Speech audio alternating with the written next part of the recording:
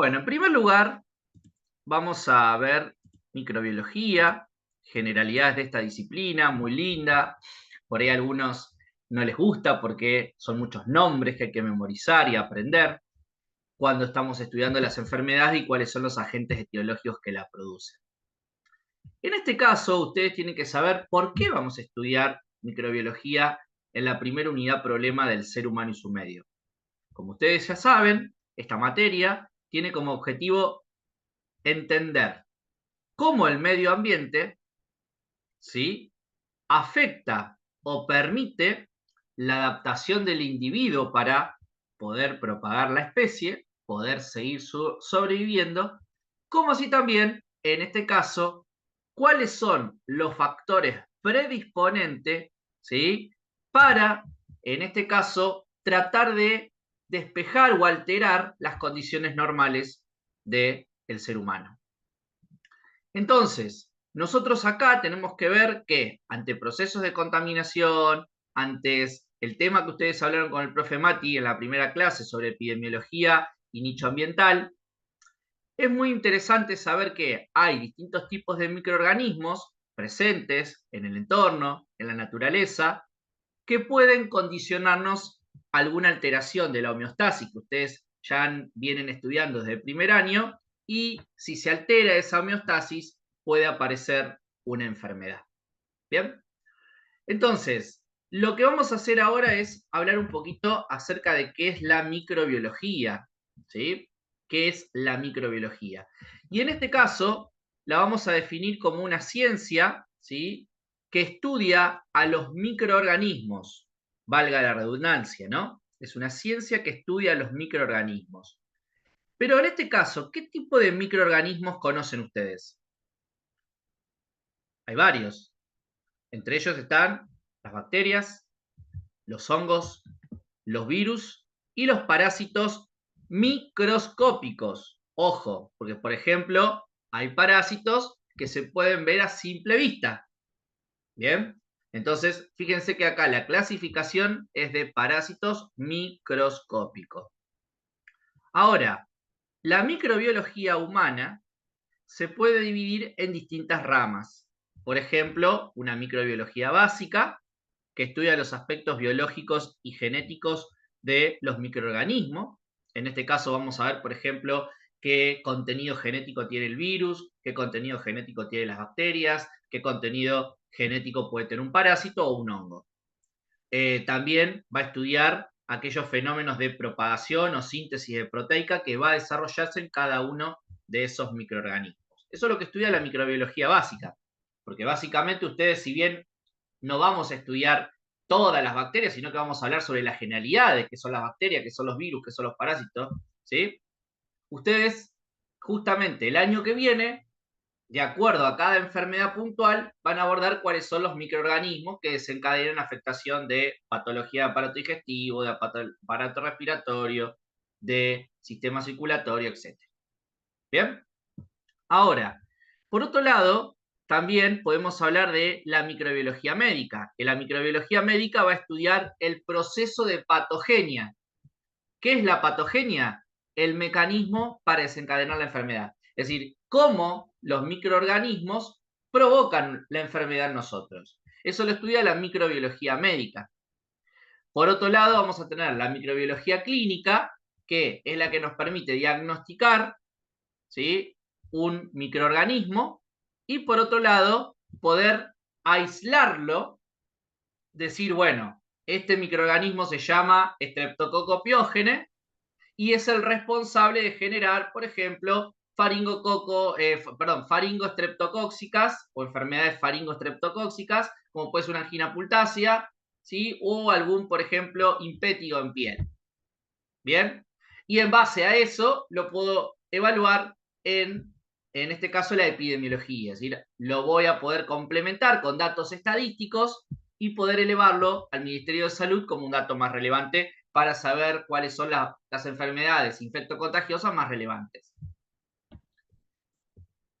Ahora, ¿qué es la patología? Fíjense que la patología ustedes la van a estudiar el año que viene. La patología es la ciencia que estudia la causa y la naturaleza de las enfermedades. Es decir, por un lado vamos a hablar de la etiología, que es la causa de la enfermedad. Cuando hablamos de agente etiológico vamos a decir, ¿es el virus, es el parásito, es el hongo o es la bacteria? Ahora, cuando hablamos de patogenia o patogénesis, vamos a hablar de los mecanismos que generan esos agentes etiológicos para lograr la enfermedad. ¿Sí? Entonces, la patogenia es lo mismo que decir fisiopatología. ¿Hasta ahí me siguen con estos conceptos? Sí. Sí. Bien. Bien. ¿Cuáles son los principales microorganismos que vamos a estudiar? Bacterias, hongos, virus y parásitos.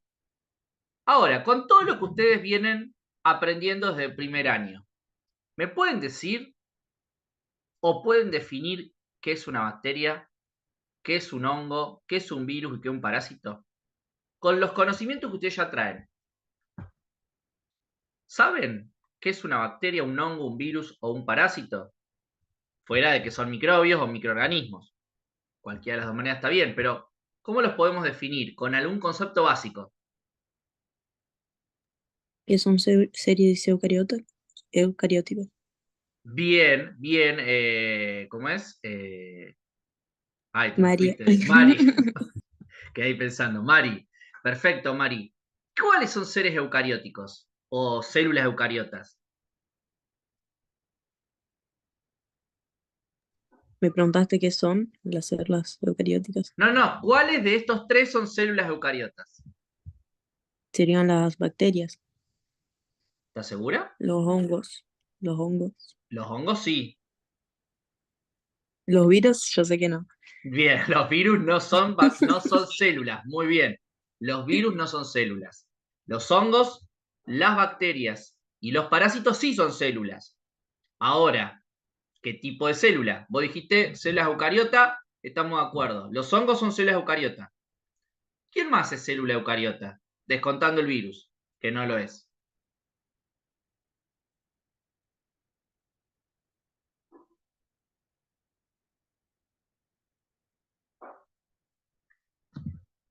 Los voy a llevar un poquito a la UP1 de crecimiento y desarrollo, cuando hablaron de la evolución de células procariotas y eucariotas. ¿Cuál fue la primera célula que apareció en el planeta Tierra? ¿La eucariota o la procariota?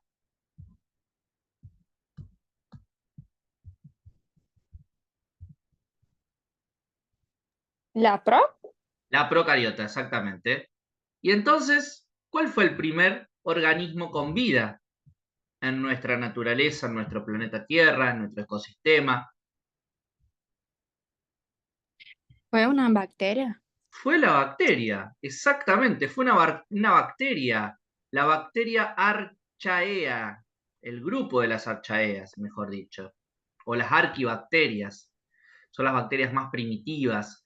Entonces, fíjense que todo comienza a partir de una estructura bacteriana. La bacteria es una célula procariota y es la única célula procariota vigente a la actualidad. Ahora, los hongos y los parásitos son células eucariotas, mientras que los virus son partículas, o mejor dicho, más que partículas, son supramacromoléculas. ¿Bien? El virus está formado por glúcidos, ahora vamos a ver, por glúcidos, por lípidos, proteínas y ácidos nucleicos. Tiene las 4 biomoléculas clásicas que ustedes conocen. Todo eso forma el virus. Ahora, los virus, esa supramacromolécula, cuando entra a nuestro organismo, es decir, a nuestra célula, toma vida porque en realidad lo que hace es engañar al núcleo de nuestra célula eucariota para generar proteínas, ¿sí?, que van a ser futuros virus. Y de esa manera generar todo el proceso de alteración de la homeostasis celular y enfermar a la célula. Y por ende después a el resto de las células. ¿Bien? Entonces, por eso decimos que en realidad el virus es como que toma vida cuando entra en nosotros. Si no es una macromolécula, no una macro, sino que una supramacromolécula. ¿Por qué? porque es la sumatoria de varias macromoléculas o biomoléculas de la vida. Entonces, fíjense que ustedes para empezar a hablar, hay muchas cosas que ustedes ya la traen desde el primer año, ¿bien? Para poder definir esto. Ahora, vamos a empezar a darle jerarquía a cada uno de estos microorganismos. Entonces, primero, antes de empezar, tienen que saber esto. ¿Qué es una infección o qué es una colonización? Cuando hablamos de una infección, estamos hablando del establecimiento de un microorganismo en un hospedador. ¿Qué es un hospedador? Es decir, una célula. Es decir, cuando el microorganismo entra a una célula, la célula se llama huésped porque está recibiendo al microorganismo. ¿Bien? Y ese microorganismo puede estar de manera breve o de manera persistente. Entonces vamos a hablar de alguna infección aguda o de una infección crónica, de acuerdo al tiempo en el que persiste dentro de la célula. Por lo tanto, la infección genera una enfermedad infecciosa. La enfermedad infecciosa nos va a dar signos y síntomas clínicos producto del daño de esa célula, bien, con la interacción hacia el microorganismo. ¿Saben qué diferencia entre signos y síntomas? No, eso que te iba a preguntar, porque no Bien, consigo diferenciar. perfecto. También lo El vamos signo, a ver. el signo podría ser lo que podemos ver y los síntomas es lo que los pacientes sienten y expresan, no sé. El signo es lo que podemos ver. Bien, está, me gusta la idea, sí, pero no es en sí todo lo que vemos. Bien, en realidad sería el signo es un componente objetivo, mientras que el síntoma es algo subjetivo. Por ejemplo, yo acá les pongo para que ustedes vean. Por ejemplo, yo digo que un signo es igual a, por ejemplo,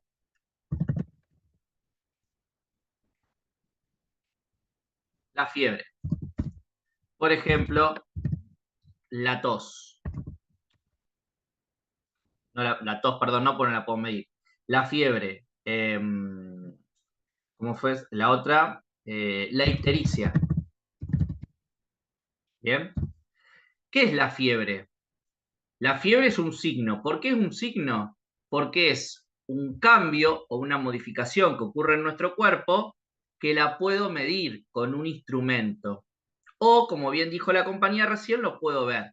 Entonces hay cosas que no necesariamente las puedo ver, sino que las mido. Es decir, el signo es una característica que acompaña un proceso de enfermedad, ¿sí? Y que puede medirse a través de un instrumento o puede ser valorado a través de la observación. Por eso decimos que el signo es el componente objetivo de la enfermedad, mientras que un síntoma, por ejemplo, va a ser el dolor. Es el componente subjetivo de la enfermedad. ¿Por qué? Por ejemplo, ustedes van a ir a evaluar pacientes y los pacientes me dicen, doctor, me duele la panza, me duele el abdomen. Bueno, y vos no tenés un instrumento como un estetoscopio o, por ejemplo, como un termómetro que te digan o te orienten cuánto de dolor tiene, que te den un número de la intensidad del dolor. Entonces, vos para evaluar el dolor del paciente lo podés evaluar a través de test o a través del interrogatorio. Por ejemplo, los test, algunos de los que usamos en la consulta médica son viendo justamente el rostro del paciente ante una maniobra semiológica, por ejemplo, al tacto, la palpación, ¿sí? O la ocultación. Pero Entonces, Guille, exactamente esto te iba a preguntar, porque eso no sí, sería una medición, o sea, cuando estoy haciendo una palpación en el paciente y veo ahí que está en un dolor, por ejemplo, de 5, ¿no lo estoy midiendo? no. Vos lo que estás evaluando es el abdomen, no el dolor. Vos estás evaluando la pared abdominal y las vísceras, no estás midiendo dolor. Vos el dolor al paciente, vos le estás generando un estímulo a través de la palpación o de la percusión o de la ocultación. Vos estás haciendo el estímulo para que él pueda intensificarse el dolor y el paciente te pueda referir cuánto le duele. ¿Está? Es decir, eso no es un instrumento. El dolor es bien subjetivo, porque el que te puede decir realmente del 1 al 10 cuánto le duele es el paciente. Vos con las maniobras semiológicas, con las maniobras que hacemos en el paciente, lo que estamos haciendo es estimularlo. ¿Para qué? Para que nos pueda decir ante un cambio de posición o, por ejemplo, ante una palpación, cuánto le duele. Pero no es un instrumento puntual que te diga, bueno, con esto vas a medir el dolor. Como por ejemplo la fiebre usa un termómetro. ¿Sí? Entonces, esa es básicamente la diferencia entre cuándo hablamos de signo y cuánto hablamos de síntoma. ¿Bien? Entonces, el signo son aquellas características que acompañan a la enfermedad que las podés medir objetivamente con un instrumento o, en este caso, las podés observar. Por ejemplo, la ictericia la vas a observar.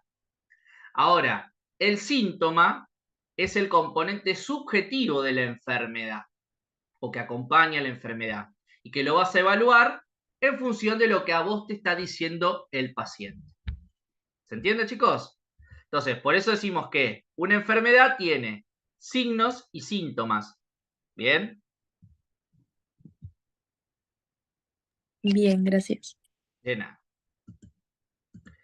Ahora, la patología es la ciencia que estudia las enfermedades, ¿sí? Es la ciencia que estudia las enfermedades. Fíjense que etiología es causa de enfermedad, patogénesis, el proceso que desarrolla la enfermedad, y básicamente, a medida que la enfermedad va progresando, va generando cambios a nivel de la célula, es decir, va alterando la homeostasis. Ahora, los patógenos o microorganismos son aquellos que tienen la capacidad de provocar enfermedad. Y a esto los podemos clasificar como primarios u oportunistas. Primarios son los que causan las enfermedades en pacientes susceptibles, con una respuesta inmune que es, en este caso, preservada. Por ejemplo, nosotros no tenemos una enfermedad de base y nos expusimos a un microorganismo y nos agarró, por ejemplo, una gripe. ¿Bien? Entonces, eso es básicamente una enfermedad o un patógeno primario. Ahora, una enfermedad oportunista es cuando un paciente, por ejemplo, tiene HIV de base y se enferma con una bacteria que se llama Pneumocystis jirovensii y termina agarrando una neumonía complicada, ¿sí? Que lo puede terminar matando. Eso se llama ese Pneumocystis jirovensii, ¿sí?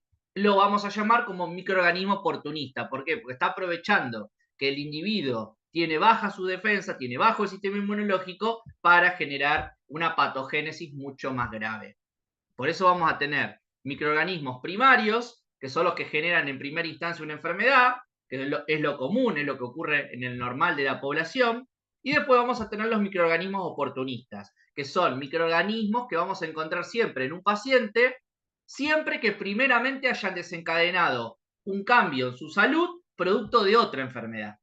Entonces el paciente ya va a estar con un sistema inmuno comprometido y eso permite que estas bacterias o virus o parásitos que son oportunistas vayan y lo depriman mucho más. ¿Bien? Y el otro concepto importante de la microbiología es la virulencia. ¿Bien? ¿Qué es la virulencia? Es la medida cuantitativa de patogenicidad. Es decir, es la capacidad que tiene un microorganismo, ya sea el virus, un parásito, un hongo, una bacteria, de enfermar a una persona. ¿Sí? Entonces, nosotros vamos a medir la virulencia de un microorganismo en función de sus componentes. Por ejemplo, vamos a hablar que los microorganismos, para generar virulencia o enfermedad, tienen elementos virulentos. Por ejemplo, la bacteria tiene lipopolisacárido, la bacteria tiene un pili, la bacteria tiene una fimbria. Bueno, esos componentes de la bacteria ayudan a la virulencia o tiene una toxina para generarme daño. Bueno, todos esos componentes que utiliza la bacteria para enfermarte se llaman factores virulentos. Es decir, están generando un aumento del proceso patogénico. Por eso hablamos de virulencia. Es la capacidad de aumentar significativamente el grado de enfermedad. ¿Hasta acá se entienden estos conceptos básicos, chicos? Sí. Bien. Ahora vamos a empezar por las bacterias. ¿Qué son las bacterias?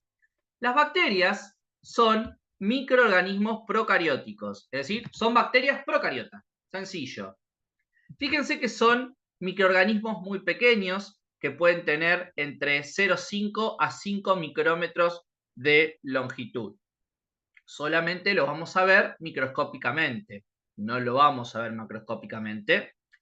Y las bacterias, de acuerdo a su forma, se pueden clasificar como cocos, como bacilos o como espirilos. Ahora yo les voy a mostrar unas imágenes y van a ver que las bacterias que tienen forma esférica se llaman cocos, las bacterias que tienen forma de bastón se llaman bacilos y las que tienen forma de espiral o helicoidal se llaman espirilos. Por lo tanto, a las bacterias normalmente cuando ustedes empiecen a estudiar cada una de ellas el año que viene, las van a ir estudiando de acuerdo al género y la especie. Es decir, vamos a hacer una clasificación taxonómica como ustedes hicieron en crecimiento y desarrollo para estudiar al ser humano. ¿Bien? Que hablamos de una especie, de un género, de un orden, de una familia. Bueno, en microbiología utilizamos mucho la taxonomía, la clasificación de una especie en función de características o jerarquías biológicas. Otra de las formas de clasificar a las bacterias es mediante una tinción, que se llama tinción de Gram. Es decir, yo voy a estudiar un preparado, ¿sí? Un preparado que lo puedo obtener de una biopsia o lo puedo obtener de un líquido en estudio, como por ejemplo un esputo o por ejemplo de una herida, ¿sí? Yo puedo sacar una muestra y esa muestra la voy a observar en el microscopio agregando un colorante. Entonces ese colorante se llama tinción de Gram. Ahora, las bacterias que se tiñen con ese colorante se van a llamar Gram positivas y las bacterias que no se tiñen con ese colorante se van a llamar Gram negativas. ¿Bien? Entonces, fíjense acá. Esto es muy importante porque esto se lo van a tomar en el parcial como así en el final. ¿Sí? Es lo más básico que tenemos de bacteria. Ustedes recuerdan, ¿sí?, que como vienen estudiando, las tinciones básicas las estudiaron para los órganos, para los tejidos. Hablamos de tinciones monocrómicas, tinciones bicrómicas o tinciones tricrómicas. Bueno, en este caso, ustedes van a ver que la tinción es monocrómica. ¿Sí? ¿Qué significa monocrómica? Que se tiñe de un solo color. ¿Sí? ¿Se acuerdan de eso? De histología. Es decir, las tinciones pueden ser mono, un color, bicrómica, 2 colores, tricrómica, 3 colores. Monocrómica puede ser el azul de metileno para teñir un tejido. Bicrómica en histología es la hematoxina y eosina. Tricrómica, el giemsa. ¿Bien? Bueno, acá vamos a ver que la tinción de Gram es una tinción monocrómica. Si la bacteria se tiñen con el colorante, las vamos a ver, como ven acá, van a ser bacterias Gram positivas y van a tomar un color violeta oscuro, muy parecido al color que toman los núcleos con la hematoxilina. Ahora, las bacterias que no se tiñen con la coloración de Gram se llaman bacterias Gram negativas y pueden ver que van a quedar rosadas. ¿Sí? Van a quedar directamente rosadas, no toman otro color. Va a ser completamente todas rosadas. Muy parecido el color a la eosina, el colorante ácido del citoplasma de la célula. ¿Bien? Entonces, ¿por qué hay bacterias que pueden tomar el color y por qué hay bacterias que no pueden tomar el color? Como dijimos, las bacterias, chicos, son células procariotas. Y las células procariotas, por ejemplo, tienen la siguiente forma. Una célula procariota, voy a cambiar el color. Una célula procariota va a tener normalmente los siguientes componentes. Va a tener una, en este caso, pared. Bien. Y luego, además de la pared, va a tener una membrana celular. ¿Sí? Las células procariotas, como más externo, van a tener una pared celular. Lo más interno va a ser la membrana.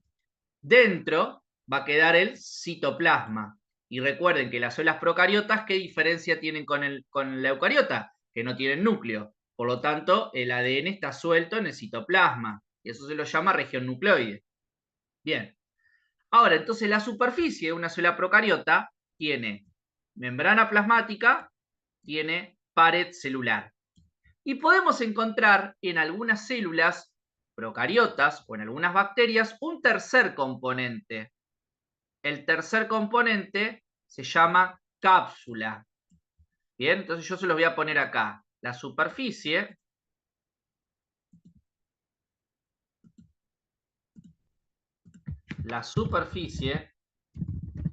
de las bacterias puede tener los siguientes componentes. Bien, uno, lo más externo que puede tener es la cápsula, pero la cápsula es no facultativo. ¿Qué quiere decir no facultativo? Que no es obligatorio, que no la va a tener siempre. Hay bacterias que tienen cápsula y otras que no. Lo que sí van a tener todas es pared como lo más externo y 3, lo más profundo de la superficie es la membrana plasmática. ¿Bien? Entonces, de esa manera vamos a encontrar los componentes de la superficie de la célula. Por dentro el citoplasma con el ADN suelto, formando la región nucleoide, porque no tiene núcleo. Entonces, la cápsula es un elemento no facultativo o no obligatorio. Es un elemento que hay bacterias que lo tienen y otras que no. Ahora, pared y membrana lo tienen siempre. ¿Bien? Ahora, sabiendo que las bacterias tienen en su superficie estos componentes, ¿por qué algunas se tiñen con la coloración de Gram y otras no? Hay bacterias, ¿ven? Membrana plasmática y pared celular. En la pared celular nos vamos a encontrar con una proteína que se une a glúcidos y forma lo que llamamos el peptidoglicano. El peptidoglicano es una glucoproteína que va a estar presente en la pared de la bacteria. La pared de la bacteria sería lo más externo que tiene. ¿Bien? Entonces, la pared celular tiene peptidoglicano, entonces los peptidoglicanos van a ser justamente los componentes que atraigan al colorante. Y es lo que se va a teñir en realidad para dar el color de la tinción de Gram. Entonces, ¿qué es lo que pasa? Nosotros podemos encontrar bacterias que tengan membrana plasmática y pared celular. Y podemos encontrar bacterias que tengan una doble membrana por fuera de lo que es la cápsula. ¿Sí? Por fuera de lo que es la cápsula. Entonces yo puedo tener una bacteria que tenga membrana interna, como sabemos, que tenga, en este caso, la pared celular y después aparece una membrana externa. Entonces, ¿dónde queda el peptidoglicano que se tiñe? Queda tapada entre la membrana interna, que es lo normal, y la membrana externa. ¿Se dan cuenta? Hay bacterias que tienen una segunda membrana en su superficie, dejando la pared en el medio. Entonces, las bacterias que tienen doble membrana, dejando a la pared en el centro, no se van a teñir, porque básicamente la coloración de Gram lo que hace es ser atraída por el peptidoglicano. ¿Me siguen ahí, chicos, o no?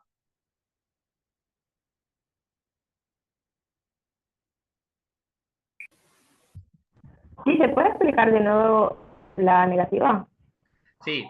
Por favor. Volvamos de vuelta a entender, para entender la tinción tienen que saber cómo es la superficie.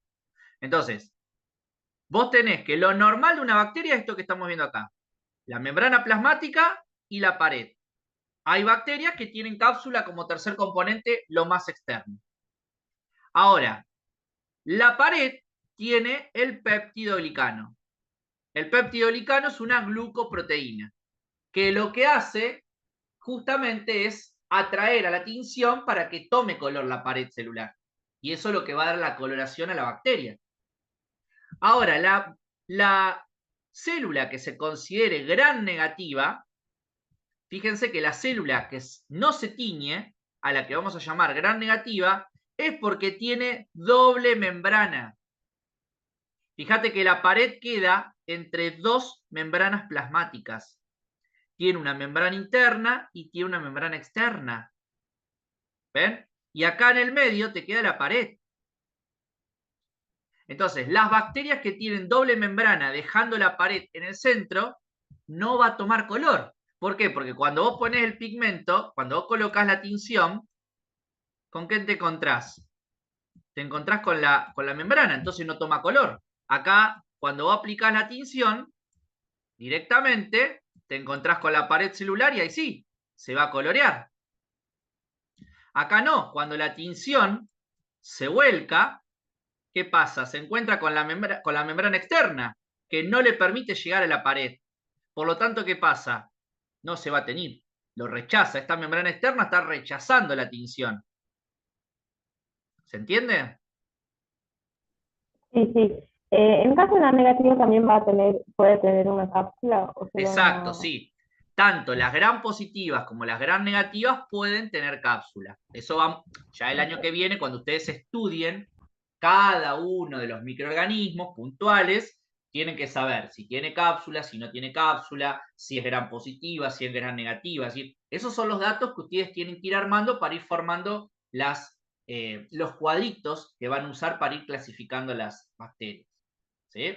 Pero muy bien la pregunta. Tanto vas a tener bacterias gram positivas como bacterias gram negativas que tengan cápsula. ¿Bien? Por eso, la cápsula es un elemento no obligatorio de la célula. Algunas lo tienen, otras no. Ahora, vos fíjate que, en este caso, las bacterias que tienen doble membrana no se van a teñir. Y se las van a llamar gram negativas, porque no se tiñen con el colorante de gram. ¿Se entiende? Guille, ¿los colorantes tienen alguna afinidad? O sea, Claro, por ejemplo, un exactamente. colorante hidrofílico. Exactamente. El colorante tiene afinidad ¿con quién? Con el péptido glicano. Bueno, ¿Entiendes? entonces son Porque, hidrofílicas, o no, nada que ¿cómo? ver. No van a colorear lo que sería hidrofóbico, ¿o sí? No, es decir, toma toda la pared, por eso se tiñe. Vos lo que estás viendo es la tinción de la pared directamente, no es que tiñe toda la célula. La membrana no. Vos estás tiñendo la pared celular. ¿Sí? Sí, sí, ahí va. Lo hidrofóbico sería la membrana. Vos acá tenés afinidad por el péptido glicano. ¿Sí? ¿Todos entendieron hasta acá la diferencia entre gram positiva y negativas? Sí, sí.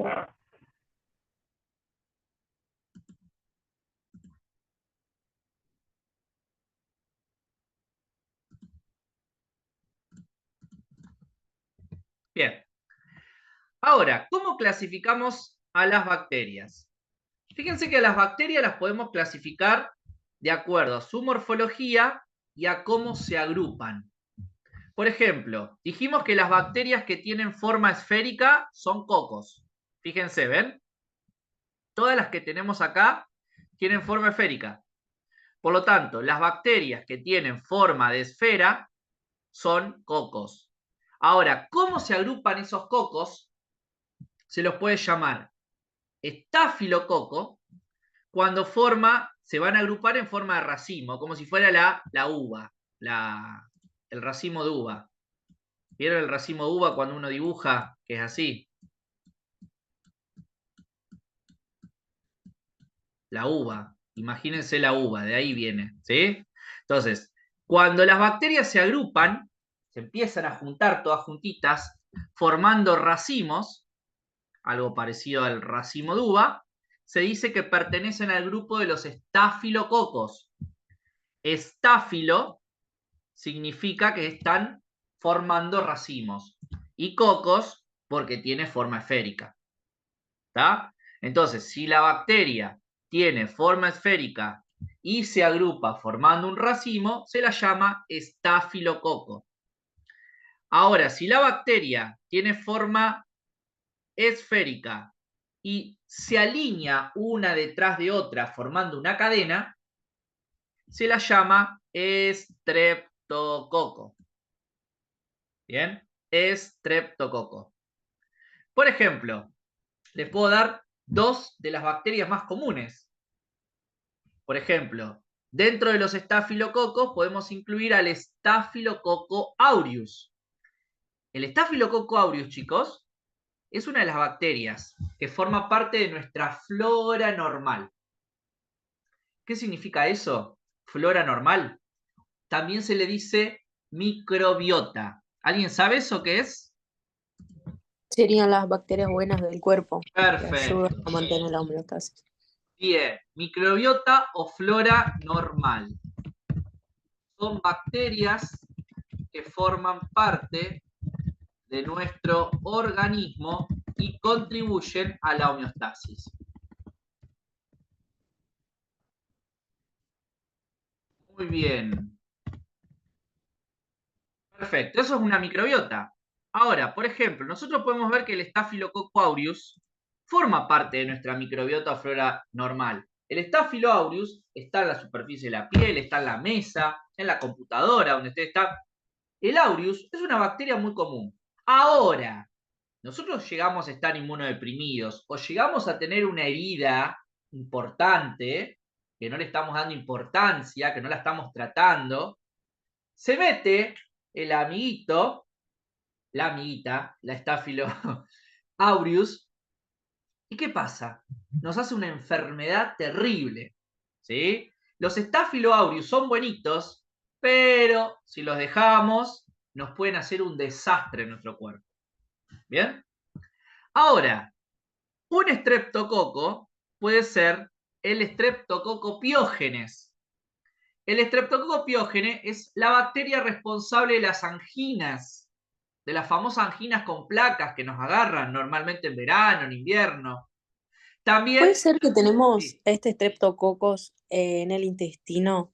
Porque me acuerdo de haber visto cuando estudié más o menos la microbiota del intestino grueso. sí, hay uno que se llama intestinali, pero no es, tiene forma, ¿sí? Es un estrepto intestinal, que es normal, Mm, ¿sí? Normalmente lo que más tiene el intestino son lactobacilos, tipos de lactobacilos, para fermentar la glucosa y fermentar otros nutrientes también que contribuyen, ¿no? Formar los gases, ¿bien? Pero sí, bien. En este caso, el estreptococo también podemos usarlo, para que ustedes se den cuenta, un estreptococo es el que produce la neumonía. La enfermedad, la neumonía, la generan distintas bacterias, pero lo más común es el Streptococcus pneumoniae. ¿Se acuerdan cuando ustedes estudiaron las vacunas? Y dentro de las vacunas vieron qué cosa. Hay una vacuna que previene el neumococo. ¿Se acuerdan? La vacuna del neumococo.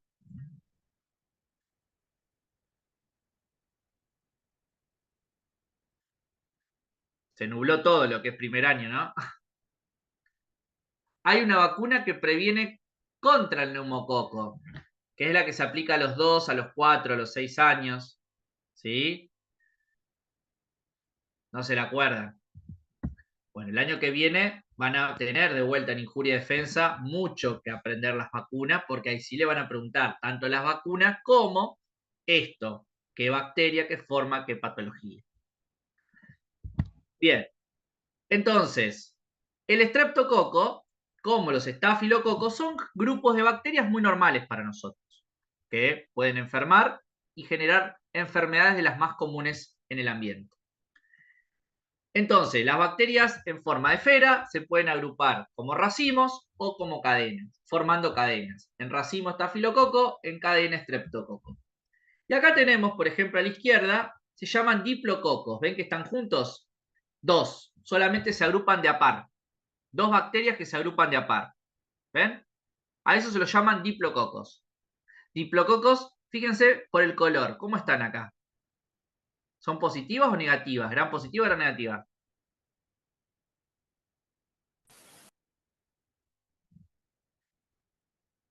Son rosadas. ¿Negativas? Negativas, son rosadas. Entonces acá tenemos diplococo gran negativo. ¿Sí? Porque están justamente rosadas. ¿Bien? Ahora, ¿acá qué tenemos? Acá tenemos hacia la derecha, se llaman diplococos, ¿ven? Diplococos, pero gran positivo, que están teñidos. ¿Sí? ¿Ven? Ahí están los diplococos, gran positivo.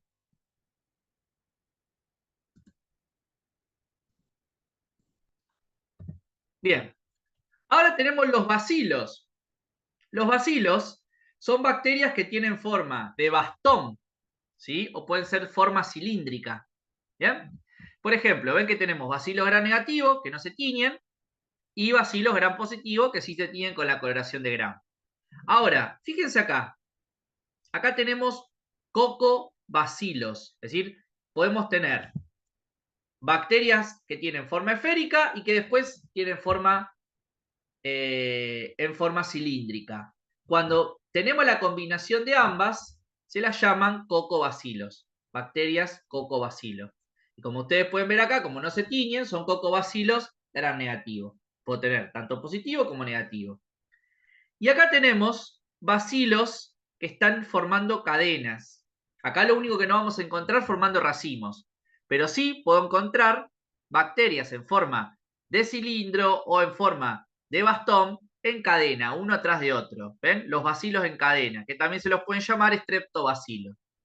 ¿Bien? Estreptobacilos. Y estos bacilos están tenidos, son negativos. Perdón, son gram positivas. ¿Se entiende hasta acá la forma? Entonces tenemos cocos, tenemos bacilos. Bacilo gram negativo, bacilo gram positivo, o cocos en cadena, bacilos en cadena, que serían los streptobacilos. Los cocos pueden ser gram positivo, pueden ser gram negativo, pueden estar en racimo, que se llaman estafilococos, o pueden estar en cadena, streptococos. Y la otra forma que podemos encontrar de las bacterias son las espiroquetas. ¿Ven? Esta que tiene forma de espiral. Por ejemplo, en forma de espiroqueta podemos encontrar el Treponema pallidum, que genera la sífilis, o podemos encontrar también en forma de espiroqueta a la bacteria llamada leptospirosis, la leptospira. La leptospirosis es una enfermedad de nuestra región, es ambiental, es una de las enfermedades que cuando hay, por ejemplo, son en todo lo que es los humedales de nuestra región, en las islas, es muy común cuando sube o baja el río, en este caso, que pueda haber infecciones de ese tipo, más cuando la gente va a la isla, ¿no? Entonces, las espiroquetas son bacterias normales también, en la naturaleza, pero cuando nos infectan, hacen enfermedades bastante complejas. Y acá tenemos los vibrión. ¿Qué forma tiene esa bacteria? ¿Les dice algo? La espiroqueta tiene forma helicoidal, como si fuera el ADN, gira. ¿Y el vibrión? ¿Qué les parece acá? ¿Tenemos el vibrios o el vibrión? ¿Qué forma tiene esa bacteria que están viendo ahí?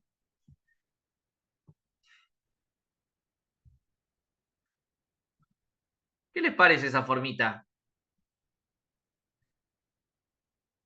Parece bastón también. Sí, un bastón, pero ¿está recto el bastón? ¿De luna podría ser? Muy bien, en forma de luna. Se dice que tienen forma de coma, semiluna o coma. El vibrión tiene forma de coma. ¿Vieron la coma que ponemos cuando escribimos? Coma. ¿Sí? Entonces, no es un bacilo completo, porque se dobla. Entonces, a eso lo llamamos vibrión. ¿Y saben cuál es la bacteria vibrión más importante que hoy en día ha disminuido la incidencia de infecciones? Pero en su momento, años atrás, era una bacteria muy presente en el agua contaminada.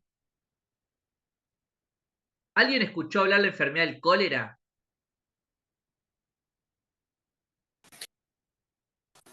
Sí, ya. El cólera es una enfermedad bastante viejita. El cólera a lo mejor ahora está erradicada la enfermedad, no se ve, pero era justamente por la presencia de agua contaminadas, ¿sí? Las cloacas, hoy ya por lo menos hay otro tipo de tratamiento de aguas servidas. Entonces, ¿qué es lo que pasa? Esa bacteria, ¿qué es lo que hace? Diarreas que te sacan hasta el agua del interior de la célula. Hacen una ósmosis, es decir, hace un flujo de agua que le roba agua a la célula y la persona se muere de deshidratación en 24 horas. Genera unas diarreas terribles el vibrión colérico. Se llama vibrión colérico. Vibrión colérico. Entonces, ya eso lo van a estudiar el año que viene en las bacterias que producen enfermedades digestivas, como la Escherichia coli. La Escherichia coli no es vibrión, pero la van a comparar con el cólera, ¿sí? Con las enfermedades que traía el cólera. ¿Hasta acá me siguen? ¿Quedó claro las formas de las bacterias? Sí. Sí, sí. Bien. Ahora, a ustedes los que les tiene que interesar, además de saber cómo es la bacteria, qué tensión tiene, y saber los factores virulentos. Otro dato importante, que lo voy a poner acá, antes del método de estudio, algo importante que hay que estudiar es el factor de virulencia. Son los elementos que usa la bacteria para infectar a la célula o al huésped. Recuerden que el huésped somos nosotros. ¿Sí? Ahora, cuando yo hablo de elementos, por ejemplo, puedo hablar de un polisacárido, un hidrato de carbono. Puede usar, por ejemplo, una toxina. Puede usar una fimbria. Una fimbria es como los pelitos que va a tener la bacteria. O el pili. El pili, como las patitas, para penetrar la célula. Entonces, de acuerdo a qué elemento usa la célula para infectar, a eso se lo llama factor de virulencia. ¿Bien? Otra de las cosas que ustedes van a estudiar en microbiología con respecto a las bacterias es, en este caso, el método de estudio. Es decir, ¿cómo puedo analizar yo qué bacteria? Porque ustedes van a decir, y bueno, ¿cómo sabe el médico qué bacteria tiene el paciente? Bueno, para eso hay un estudio microbiológico. Se hacen hemocultivos o se hacen urocultivos, que son las formas en las cuales obtenemos la muestra. O, por ejemplo, un esputo, una secreción de una herida. Entonces, a partir de la toma de una determinada muestra, nosotros podemos hacer el estudio. ¿Y qué tipo de estudio podemos hacer en el laboratorio? La coloración de Gram, que ya dijimos, para la observación en el microscopio. A esto se lo llama bacterioscopía, cuando yo me encargo de encontrar una determinada bacteria al microscopio. También puedo hacer el cultivo y observación de colonias, que esto justamente es cuando en una placa de Petri coloco, justamente, por ejemplo, voy a sacar con mi hisopo parte de la muestra y la voy a pasar por una placa de Petri y voy a ver qué cantidad de bacterias crecen en un determinado medio de cultivo de acá a 24 o 48 horas. ¿Sí? Por otro lado, tengo que caracterizarlo con prueba bioquímica, es decir, puedo ponerle alguna enzima a esa colonia que está creciendo, o puedo ponerle, por ejemplo, algún antibiótico para saber a qué antibiótico es resistente. Entonces se llama caracterización de la bacteria por pruebas bioquímicas. Y por último, puedo estudiar a las bacterias por tipificación molecular. ¿Qué es la tipificación molecular? Es cuando yo a la muestra la coloco en un recipiente y ese recipiente me va a hacer un estudio genético puntual de la bacteria para saber el grupo, el patrón familiar especial. ¿Sí? Son el de tipificación molecular, que ya lo van a ver el año que viene, es bastante complejo. No todos los laboratorios tienen la capacidad de hacerlo.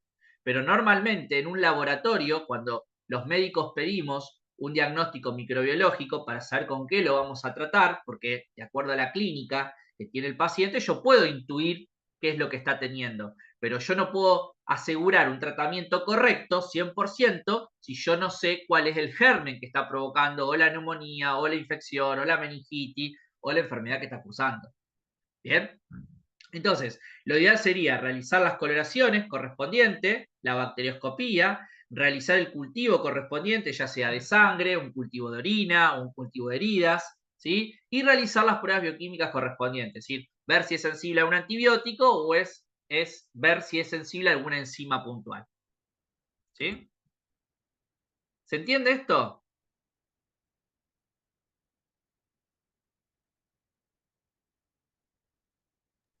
Sí, sí, dice.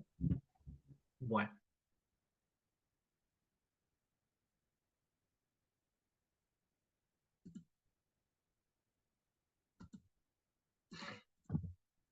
Bien.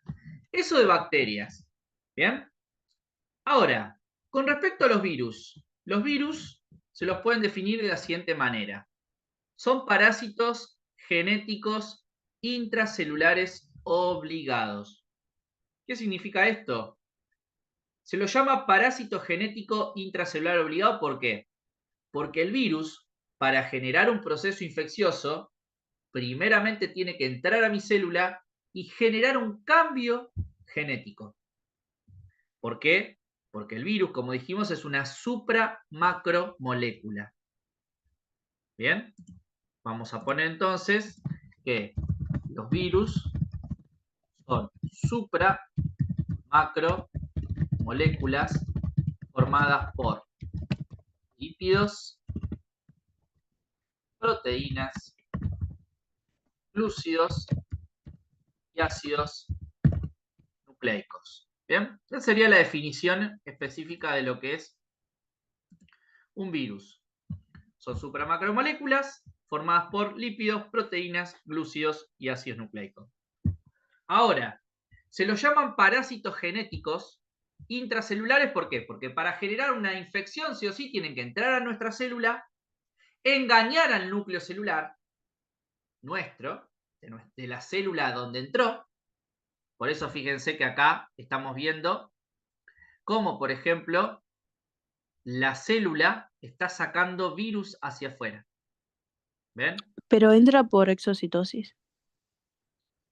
Entran por ¿O por cómo absorción, entraría? que es un mecanismo de endocitosis, y se libera por una exocitosis.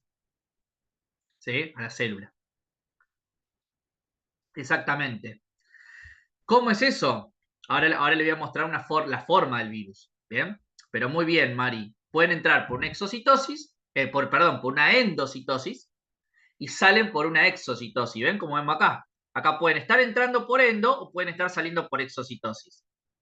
Es decir, estamos hablando de un transporte en masa. ¿Se acuerdan? Transporte en masa. Son transporte cuando las partículas que entran o salen de la célula tienen un alto peso molecular. Entonces, ¿por qué genético? Porque como van a ir a engañar a nuestro núcleo, van a generar una alteración en la síntesis de ADN o en la síntesis de proteína celular.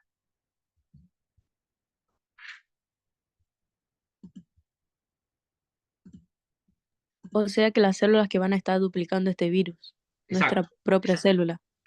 Exactamente. Cuando nosotros somos los que formamos el virus. Ahora vas a ver de qué manera. Mm, Entonces, ¿qué estructura tienen los virus? Los componentes estructurales del virus son un genoma, ¿sí? Que el genoma va a estar en el centro de la molécula. Ese genoma puede ser de ARN o de ADN. ¿Bien? Y básicamente ese genoma es lo que nos va a permitir engañar a nuestro núcleo. Porque el virus trae su propio material genético, que después lo va a volcar en el núcleo de nuestras células para engañar a nuestro núcleo y así generar más virus para después infectarnos. Entonces, en el interior de esta estructura tenemos mucho genoma, es decir, puede ser ADN o puede ser ARN. Por eso decimos que hay virus ADN y hay virus ARN. Por ejemplo, fíjense, ¿se acuerdan del coronavirus? El coronavirus es un virus ARN. ¿Bien? Ahora, por otro lado, fíjense que el material genético va a estar cubierto por una cápside o una cápsula. ¿Bien? Esa cápside o esa cápsula lo que hace es proteger al genoma. ¿Bien? Lo que hace es darle una protección al genoma. Y lo más externo que podemos tener es la envoltura. Que la envoltura básicamente deriva de la membrana plasmática de nuestras células. Por eso vamos a ver ahora un ratito que puede haber virus que estén desnudos o podemos tener virus envueltos. Los virus desnudos no tienen envoltura, solamente tienen el genoma y el cápside. Ahora, los virus envueltos van a tener como una remerita que es parte de la membrana plasmática de la célula cuando está saliendo por exocitosis. Pero ese nombre exocitosis ahora vamos a ver que se llama de otra manera para la salida del virus. Ahora, sobre la superficie, ya sea si el virus está envuelto o en la cápside, podemos encontrar enzimas, proteínas, ¿bien? O lípidos, ¿bien? El cápside, como la envoltura, va a estar formada por proteínas, por lípidos y por enzimas. o como glúcidos. ¿Bien? ¿Se entiende la estructura? Material genético, cápside o cápsula y envoltura. Ahora vamos a ver las diferencias. Fíjense acá. Estos son virus envueltos. ¿Bien? Acá tenemos que los virus se pueden clasificar como envueltos o desnudos. Los virus envueltos, ¿qué tienen? Tienen una envoltura. Fíjense, acá tenemos el cápside. ¿Ven? Todo esto es el cápside. Y acá que tengo el material genético. ¿Ven? Acá que tengo ARN. ¿Sí? Material genético y en azul acá estoy viendo el cápside. Todo el resto de la estructura externa es la envoltura. Que esa envoltura va a tener lípidos, proteínas, glúcidos. Fíjense, este es el virus del HIV. ¿Ven? El virus HIV es un virus ARN. Bueno, acá fíjense tengo el virus de la influenza, el virus de la gripe. ¿Qué tiene? Fíjense lo grande que tiene. Miren todas las cosas que tiene. Material genético. ¿Qué material genético tiene? Es ARN. ¿Sí? Y tiene alrededor del ARN un montón de proteínas. Proteína PB2, PN, HA, que se llama hialuronidasa, NPA, neuroaminidasa, ¿sí? Que son básicamente, por eso se llama H1N1, H1N2. Vieron que el virus de la gripe va mutando. Cada 5 años es normal que muten los virus de la gripe. Entonces le van cambiando el nombre de la proteína HA y de la proteína NP. Que la HA también la encuentro en la superficie, ¿ven? Y la NA la encuentro afuera también. Las mismas que están adentro del material genético. Entonces las proteínas que suelen mutar son la NA y la HA. Por eso vamos a hablar que el virus influenza puede ser H1N1, H1N2. ¿Vieron cuando fue la gripe aviar? La gripe aviar es H1N1. ¿Bien? Quiere decir que las proteínas de la superficie son puntuales. Tiene una N1 y tiene una H1. ¿Ven que acá hay una H1? Acá tiene una H2. Pero esto es de envoltura. El cápside es esto, material genético, y todo esto es la envoltura con las glucoproteínas. Ahora, los virus desnudos. Virus desnudos. ¿Por qué se los llaman desnudos? Porque no tienen envoltura. ¿Bien? Los virus que no tienen envoltura se los llaman desnudos. ¿Bien? Fíjense, acá tenemos el rotavirus, que el virus rotavirus, ¿qué genera el rotavirus? A ver, crecimiento y desarrollo. ¿Qué vacuna previene el rotavirus?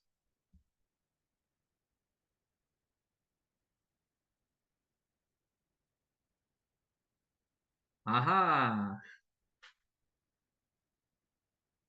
Chan chan, ¿qué pasó? No sé, creo que era una infección intestinal, algo así era. Exacto, es un virus que afecta al intestino y que hace diarreas infantiles. Pero el rotavirus, la vacuna es la del rotavirus. A los 2 Y y a la los vacuna 4 y a los 6 meses. Ay, ay, che, estamos, ¿cómo es que provoca vacuna? Parece que vacuna termina crecimiento y la cierran a los que es vacuna. Bueno, el rotavirus, entonces. El rotavirus es un virus ¿de qué tipo? Fíjense, es ARN el rotavirus. Y está desnudo. ¿Por qué? Porque no tiene envoltura. Entonces, las proteínas, ¿dónde van a estar ubicadas? En la cápside. ¿Ven? Las proteínas se van a ubicar sobre la cápside, que va a ser la superficie externa de la molécula. ¿Bien? Ahora, acá tengo otro virus desnudo, ¿ven? Acá tengo otro ARN, que es el picornavirus, que el picornavirus es otro tipo de virus respiratorio. ¿Bien? Acá tengo el ARN adentro y afuera que tengo, ¿ven? Acá tengo otro ejemplo, un dibujo sin envoltura. Este sería el nucleocápside. ¿Hasta acá me siguen entonces con la clasificación? Los virus pueden ser entonces, son parásitos intracelulares obligados, están formados por lípidos, glúcidos, proteínas, ácidos nucleicos, van a tener el genoma, tienen una cápside, tienen una envoltura. Ahora, de acuerdo a si tienen envoltura o no, se los puede llamar envueltos o desnudos. Los desnudos carecen de envoltura. y las proteínas se encuentran en el cápside. Las proteínas de superficie están en el cápside. Ahora, fíjense la forma. Por ejemplo, los virus desnudos que no tienen envoltura, ¿sí? Pueden tener forma de la siguiente manera. Pueden tener una forma icosaédrica, pueden tener una forma helicoidal, ¿bien? O pueden tener una forma compleja, que es una mezcla de una forma icosaédrica o helicoidal. Y la forma mixta es cuando tienen tanto la forma icosaédrica y la forma helicoidal, que también esta forma mixta se la llama bacteriófago, ¿sí? Porque es como que tuviera forma de un microorganismo como si fuera una bacteria. De ahí el término bacteriófago en realidad, ¿sí? ¿Y por qué envoltura y no membrana? ¿En qué sentido? Que vos dijiste que tiene una envoltura. ¿Por qué no una membrana? Claro, en realidad es ¿No la llegan a membrana, tener es decir, membrana? la Ah, envoltura es membrana. ¿Por qué no decimos membrana? Porque claro. la membrana, la envoltura es un resto de la membrana plasmática de nuestra célula. Por eso no decimos que es membrana. Entonces decimos que es envoltura. ¿Sí? Mm, ok. ¿Está? Para diferenciar. Porque en realidad la envoltura, vamos a suponer, ¿ve? Esta tiene forma icosaédrica. Eso que se ve así es la membrana externa. Sería la envoltura. Pero ese resto viene de la célula nuestra. Ahora vamos a ver cuando sale la bacteria. ¿Sí? Entonces, de acuerdo a la forma del cápside o la disposición del cápside, las bacterias, los virus pueden ser icosaédricos, helicoidales o mixtos, que tienen tanto la forma icosaédrica y helicoidal. A esto se lo llama, a la forma mixta, bacteriófago.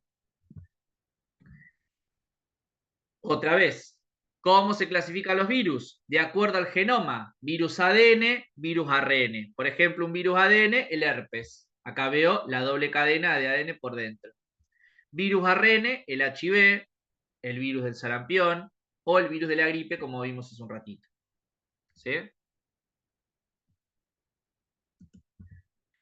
Y acá viene la pregunta que me hacían con respecto a si es endocitosis o exocitosis. Es decir, ¿cómo se replica el virus?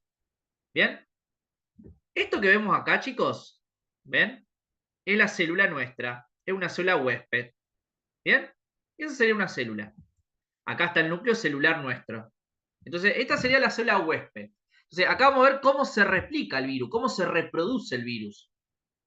Entonces, los virus entran al interior de la célula por un mecanismo que se llama adsorción.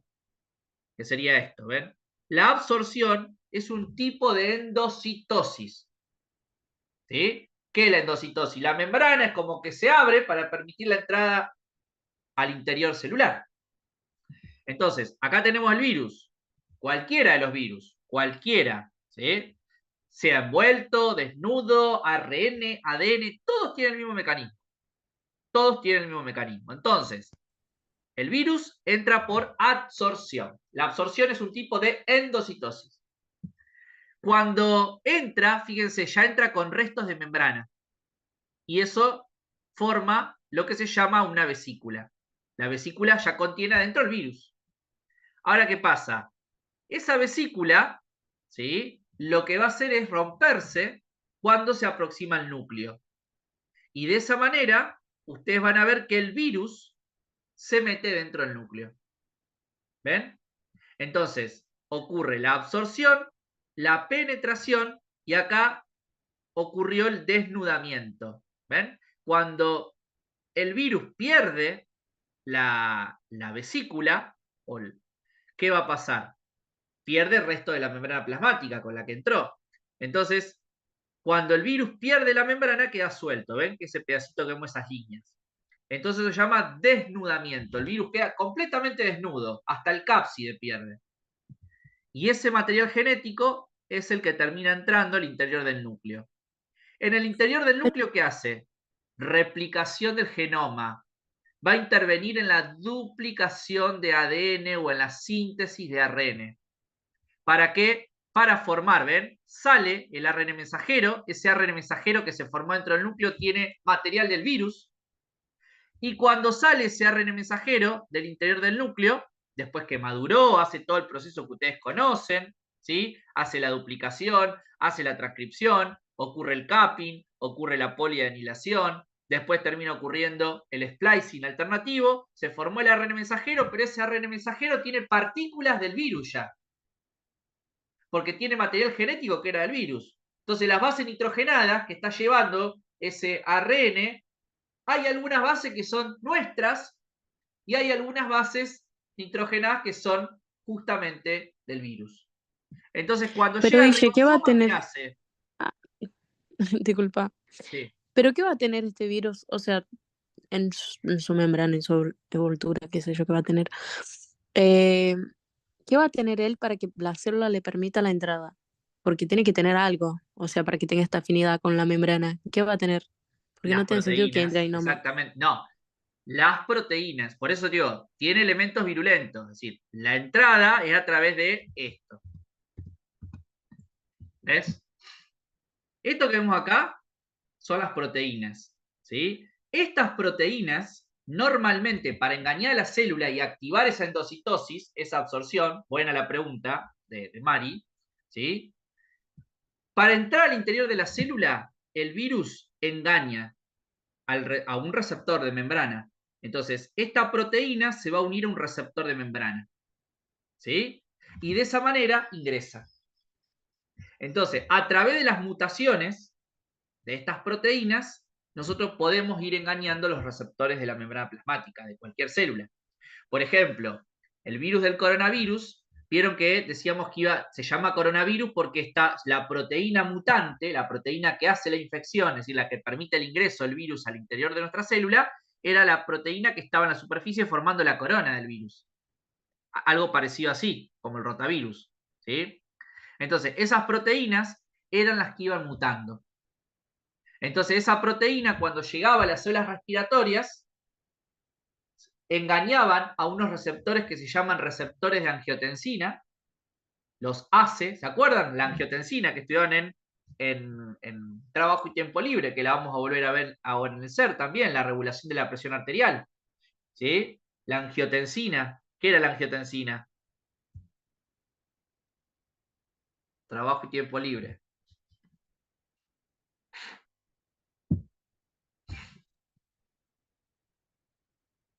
Es un vasoconstrictor. Bien, exactamente. Y para generar esos efectos se tiene que unir a receptores la angiotensina, receptores que están en la célula de los vasos sanguíneos, en las células que están justamente a nivel del corazón también, ¿sí? O las vías respiratorias, etc.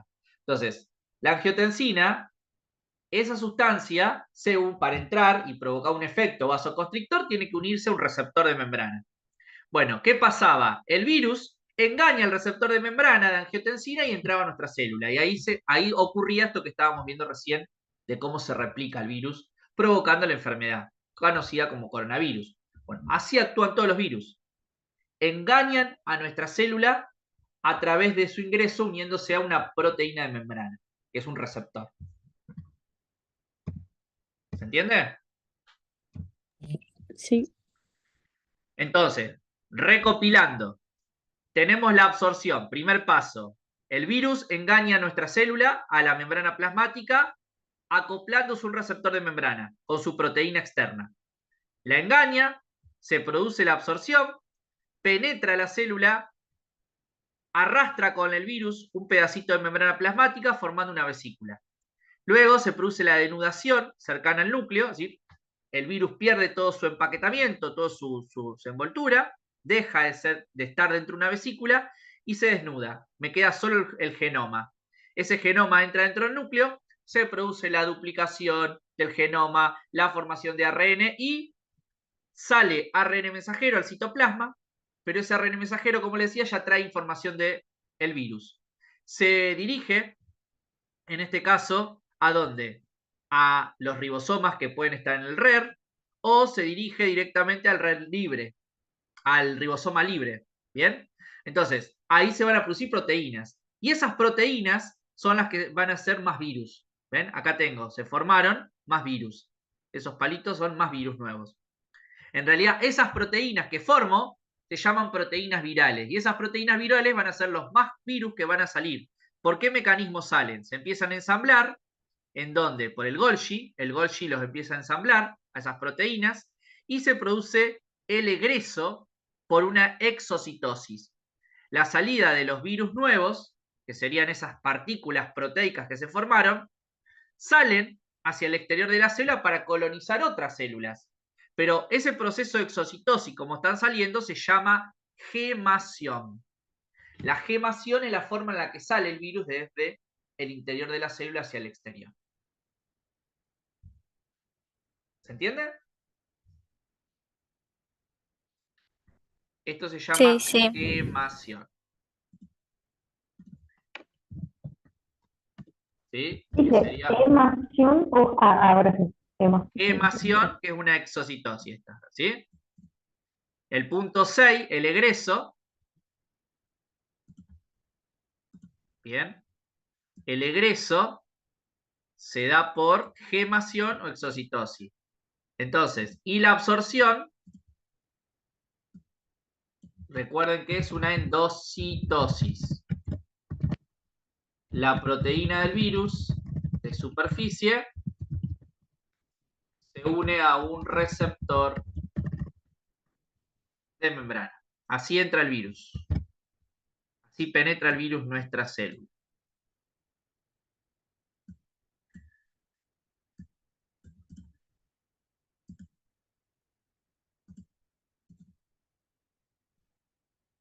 Ahora vamos a ver cuáles son las formas que tiene el virus para entrar.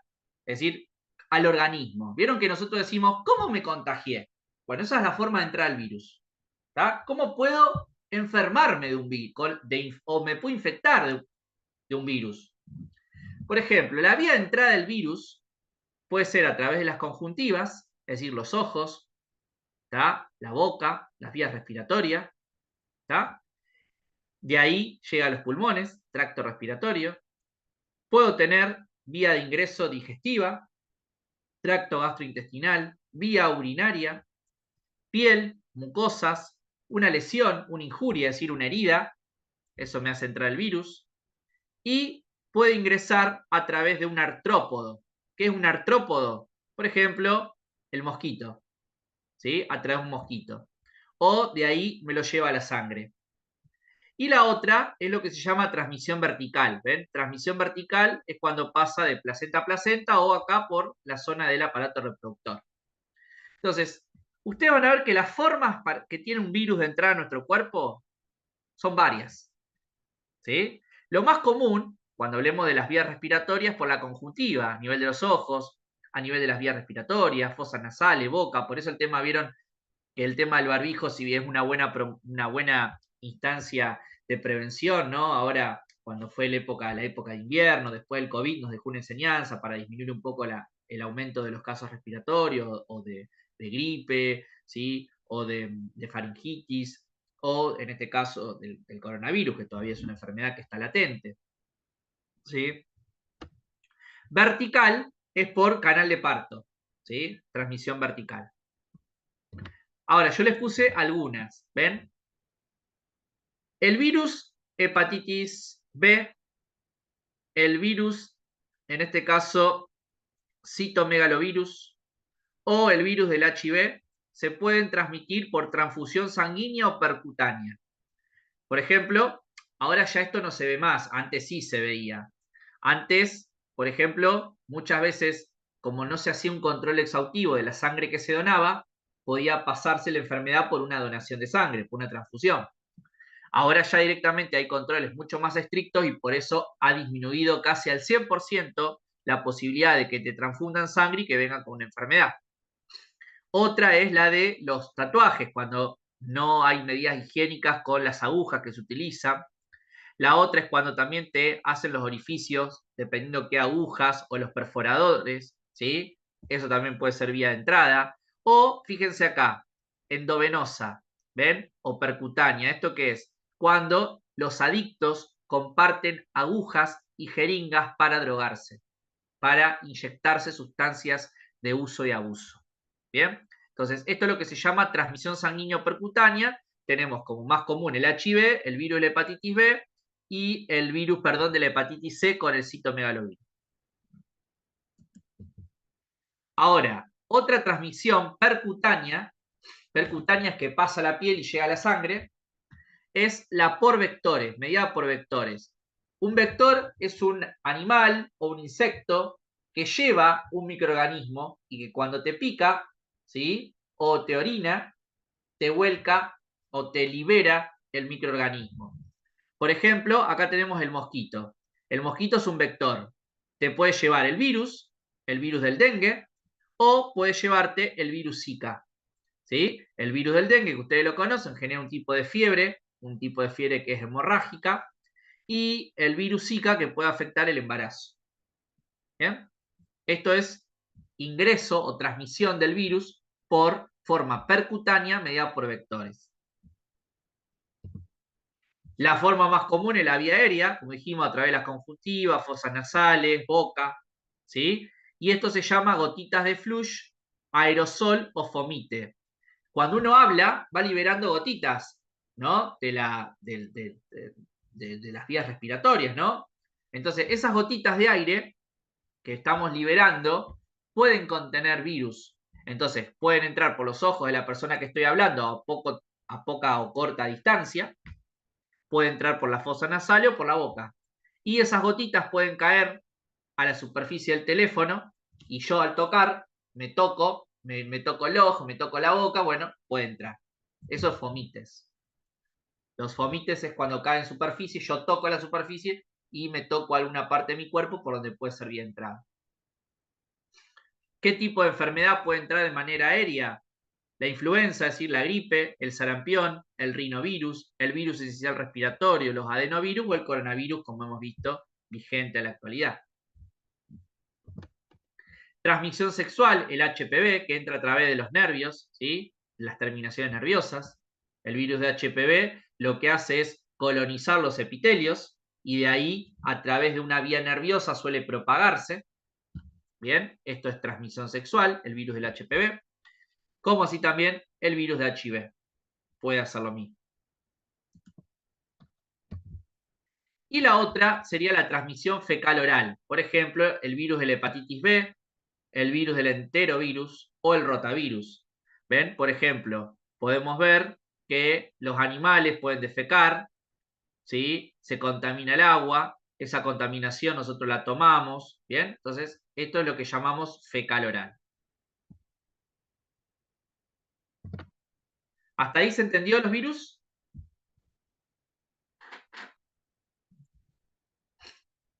Sí.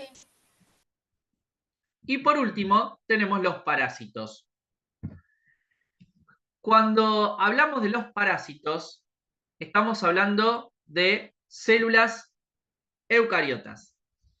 Y parasitología, ustedes van a estudiar en micro, que la materia en realidad, la disciplina se llama microbiología, virología y parasitología. Entonces, primero tenemos que saber qué es el parasitismo, porque el parásito es una célula eucariota que necesita de otro para poder sobrevivir. Entonces, el parásito es eso, justamente, una célula eucariota que coloniza un huésped para poder sobrevivir. Y en ese mecanismo, lo que está logrando justamente es una infección a través de su supervivencia. Entonces, el parasitismo es un tipo de asociación que sucede cuando un ser vivo, el parásito, se aloja en otro ser vivo de diferente especie, nosotros, o un animal, que lo vamos a llamar huésped u hospedero, del cual se alimenta y le provoca daño. Eso es un parásito. Ahora, el huésped o el hospedero es el animal que recibe el parásito. ¿Bien? Podemos ser nosotros, puede ser el perro, puede ser la oveja. Entonces, fíjense, los huéspedes podemos clasificarnos de tres maneras. Intermediario. Por ejemplo, podemos decir que en este caso hay un parásito que transmite la materia fecal de las ovejas.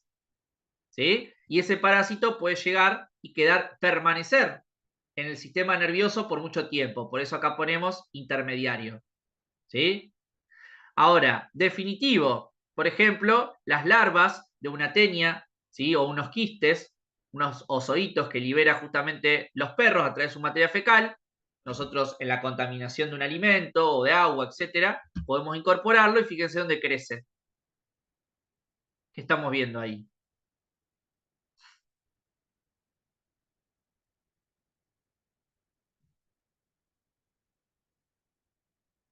¿Qué les parece que es esto? Esto es una tomografía. Acá está en el hígado, chicos. ¿Sí? Está creciendo el parásito dentro del hígado. Y acá tenemos el paraténico. El paraténico vive en los capilares sanguíneos. ¿Ven? Entre la piel y los capilares sanguíneos. ¿Está? Ahora, una cosa es ser portador, ¿sí? Y otra cosa es ser reservorio.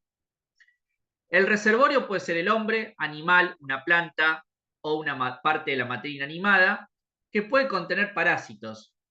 El reservorio es un lugar donde se encuentran los parásitos todos concentrados, ¿sí?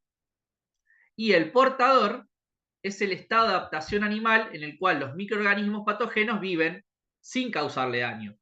Nosotros podemos llevar por mucho tiempo al parásito estando inactivo, ¿sí? Y entonces de esa manera nos convertimos en portadores hasta que se active la enfermedad. Pero puede vivir dentro de uno hasta que empieza a generar síntomas. Entonces eso se llama estado portador. ¿Bien? Y el vector... No entendí bien la diferencia entre el intermedio y el otro, el definitivo. No, intermedio es cuando vos, por ejemplo, incorporaste un parásito a través de un animal. Un animal defecó, lo liberó, contaminó, entró a tu cuerpo. En tu cuerpo crece y después vos lo liberás de vuelta. ¿Dónde crece? Por ejemplo, puede crecer en el sistema nervioso, puede crecer en el hígado, puede crecer en el sistema en el aparato digestivo y después vos lo liberás. Es decir, intermediarios que va pasando hasta que llega al último destino. ¿Sí? Entonces, lo liberó un animal, ingresó a mi cuerpo, yo lo voy a hacer crecer y después lo libero. Eso es intermediario. Definitivo es que vive ahí hasta que me produce daño. Empieza a crecer dentro de mi cuerpo hasta que me produce daño. Por eso es definitivo, queda localizado en un solo sector. ¿Sí? Y el paraténico te queda ahí, entre la superficie cutánea y los vasos sanguíneos. Los vasos sanguíneos superficiales, ¿no? Los vasitos de la piel.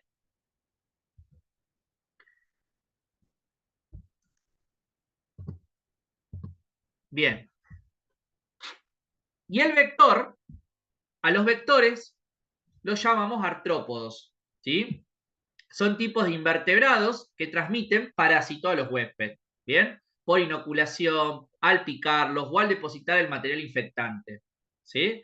Normalmente, fíjense que acá tenemos una mosca, acá tenemos los mosquitos, la langosta, y esta, ¿saben cuál es? La vinchuca, esta es la que transmite la enfermedad del Chagas. Por ejemplo, acá te pica, todos estos te pican, menos el Chagas. El Chagas no nos pica. El Chagas, ¿saben cómo nos contagiamos la enfermedad? El Chagas es el vector, trae la Con enfermedad. las heces. Muy bien, nos defeca en alguna parte de nuestro cuerpo, nosotros no nos damos cuenta.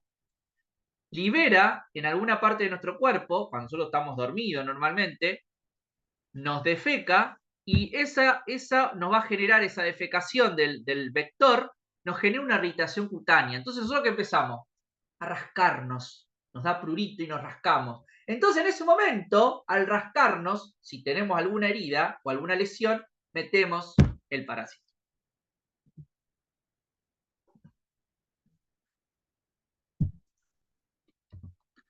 Bien. Los parásitos pueden crecer de dos maneras o se pueden reproducir de la siguiente manera. A través de un ciclo simple o monoxeno. ¿Qué quiere decir? Ciclo simple o monoxeno, que está en la naturaleza, como, fíjense que incorporo yo, ser humano, incorporo alimentos mal cocidos a mi organismo. Esos alimentos que incorporo van a estar en forma de larvas o pueden estar en forma de huevos, ¿sí? Los incorporo en el aparato digestivo, crecen en mi cuerpo, los libero en forma de quiste. Y de esa manera, ¿sí? Puede ir a las reservas de agua, contaminar esa agua, si no hay cuidados higiénicos en la zona, puede contaminar de vuelta regiones o tipos de utensilios, agua que utilicemos para lo diario, ¿no? Entonces, el ciclo monoxeno de reproducción del parásito es cuando está entre nosotros y la naturaleza, entre nosotros y la naturaleza. Ahora, los parásitos pueden replicarse de manera compleja o heteroxano cuando ya intervienen varios animales o varias especies. Por ejemplo, fíjense acá, estamos nosotros, hay justamente otro animal, ¿sí? Que está de manera intermediaria. O crece en un animal, en el perro, en el gato, en la oveja, después ingresa a nosotros lo eliminamos por la materia fecal, de esa manera contaminamos las aguas, esa agua la toma otro animal, y así se van formando distintos intermediarios que van llevando al parásito. Entonces, el ciclo de replicación del parásito lleva varios individuos que afectan, ¿sí? O son varios los afectados de manera directa. Entonces, para replicarse de manera simple, ingresa a mi cuerpo, se replica a mi cuerpo y se libera. Eso es simple, monoxano. Ingresa y sale al ser humano. Ahora, cuando el parásito se replica a través de varias regiones o varias especies, eso se llama ciclo heteroxano complejo. Y por último, la clasificación que tenemos que ver es que taxonómicamente se pueden clasificar en reino protistas, que los protistas son los parásitos más antiguos, ¿sí? Y se los llaman protozoo. Y están hechos de una célula, son unicelulares, son células eucariotas y ese parásito tiene una sola célula. Y ese pertenece al reino protista, por eso se llama protozoo. Son los parásitos más antiguos, más primitivos. ¿Bien? Ahora, vamos a tener los del reino animal. Son bacterias que fueron evolucionando. Y estos se clasifican en metazoo. Los metazoos son pluricelulares, están hechos de muchas células. Y se subclasifican en helmintos y artrópodos. Los artrópodos pueden ser las garrapatas, las moscas, ¿sí? Fíjense, y acá tenemos la escabiosis, ¿sí? La escabiosis que es la sarna, ¿sí? Acá tenemos otro ejemplo que afecta a la piel, las regiones subcutáneas. Ahí pone los huevos, ¿sí? Entonces, los artrópodos los podemos ver, ¿sí? También se los llaman ectoparásitos a los artrópodos, porque yo los puedo ver macroscópicamente, ¿bien? Ahora, los helmintos, puedo tener algunos que son microscópicos y otros que son macroscópicos. Por ejemplo, dentro de los helmintos tenemos los gusanos planos y los gusanos redondos. Fíjense, acá tenemos los gusanos planos, la tenia o la lombriz solitaria. Esta es una tenia, ¿sí? Una tenia es un helminto, es decir, un endoparásito, un parásito interno. Mientras que los artrópodos son parásitos externos, ¿sí? Por ejemplo, acá vemos la garrapata, ¿sí? Puede ser en este caso, ¿cómo está? Que se transforma después en gusano. Y después tenemos se me fue el nombre. De la sarna, ¿no? Entonces, fíjense este cuadrito. Protozoo son parásitos de una sola célula, es decir, es una única célula. Y los más antiguos son las amebas, ¿sí? Las amebas hoy en día siguen haciendo desastre, algunos parásitos que son las amebas, ¿sí? En el sistema nervioso central. Pueden ser flagelados, pueden tener cilia o pueden llamarse coccidioides. Ahora, los metazoo, que son los pluricelulares, se llaman helmintos. O los artrópodos, que son los grandes, insectos o arácnidos.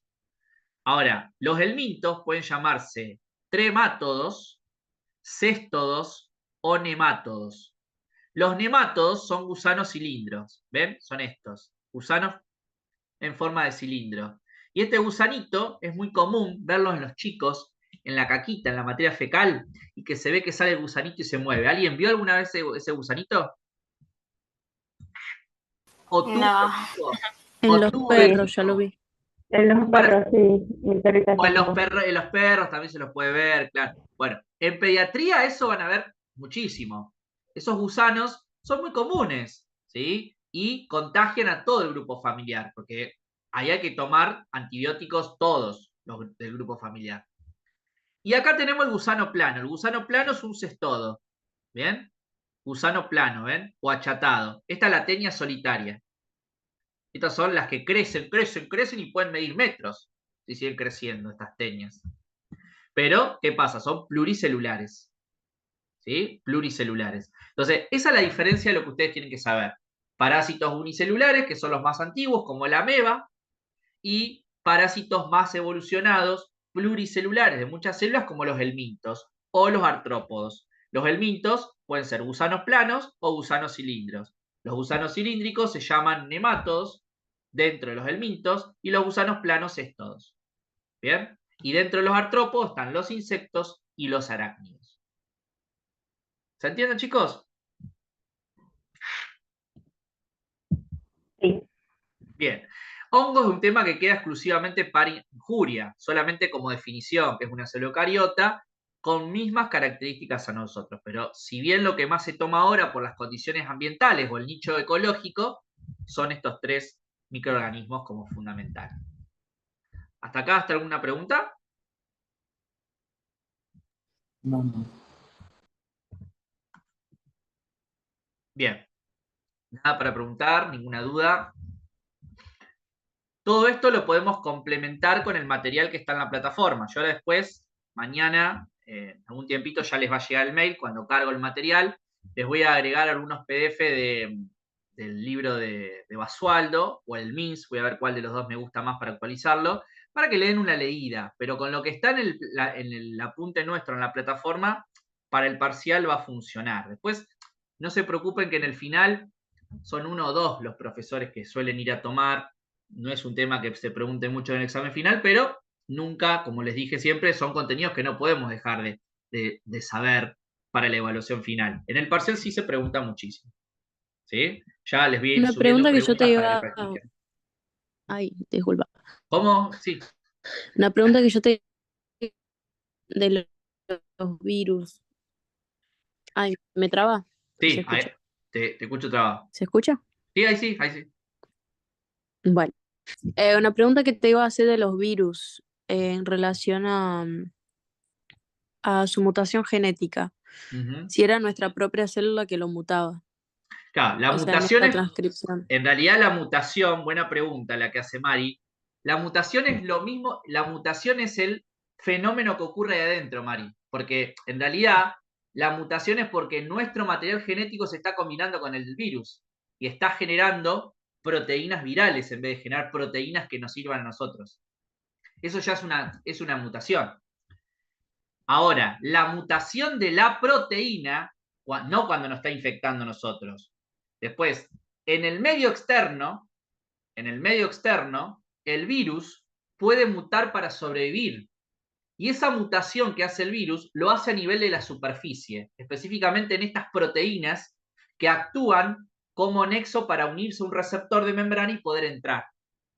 Entonces, esas mutaciones son externas a la célula huésped. Esas mutaciones ocurren en el ambiente y es porque justamente se producen modificaciones que las produce el mismo virus dentro de su genoma cuando está produciendo las proteínas de superficie. Y esas proteínas de superficie se van modificando para ir buscando alternativas de receptores a quien engañar a la célula. ¿Sí? Entonces, cuando un virus muta, que nosotros decimos la naturaleza hace mutar los virus cada 5 años, el de la gripe, cada 5 años la vacuna de la gripe se va actualizando, producto que esto. Porque el propio, por los cambios ambientales, los nuevos virus, ¿sí? Hace justamente que el propio virus de la gripe mute cada 5 años. Entonces la proteína externa, la H1 o la H2 o la N1 o la N2 va mutando. Entonces, esa mutación es un cambio conformacional en la estructura de la proteína externa para poder engañar a mi membrana, al receptor de membrana para poder entrar. Eso es un tipo de mutación viral. La otra, es decir, esa mutación es para que el virus sobreviva. Por eso cuando pasó el coronavirus, ¿por qué tanto tiempo estuvo presente la pandemia? Porque a medida que el virus iba infectando a la población y se iba generando la inmunidad de rebaño, los virus que estaban en el ecosistema mutaban para buscar otra alternativa para poder volver a ingresar más a una persona que ya había padecido esa enfermedad antes. Entonces, esa es la capacidad. Recuerden que las mutaciones son fenómenos, como vimos en crecimiento y desarrollo en primer año, que garantizan la variabilidad genética. Gracias a la presencia de mutaciones hay variabilidad genética. hay mutaciones que para el ser humano pueden ser beneficiosas, mutaciones que son perjudiciales, como son las enfermedades. Bueno, en el virus puede mutar de manera beneficiosa. ¿Para qué? Para seguir sobreviviendo, es decir, para seguir buscando infección, buscando células a quien colonizar. O el virus puede sufrir una mutación cuando ya no tiene puertas de entrada. ¿Para qué? Desaparecer. Eso es lo que tendría que ocurrir con el tiempo, una vez que se genere la inmunidad de rebaño finalizada. El virus debería estancarse o desaparecer del coronavirus. ¿Se entiende? Sí, genial. Perfecto. ¿Alguna pregunta más?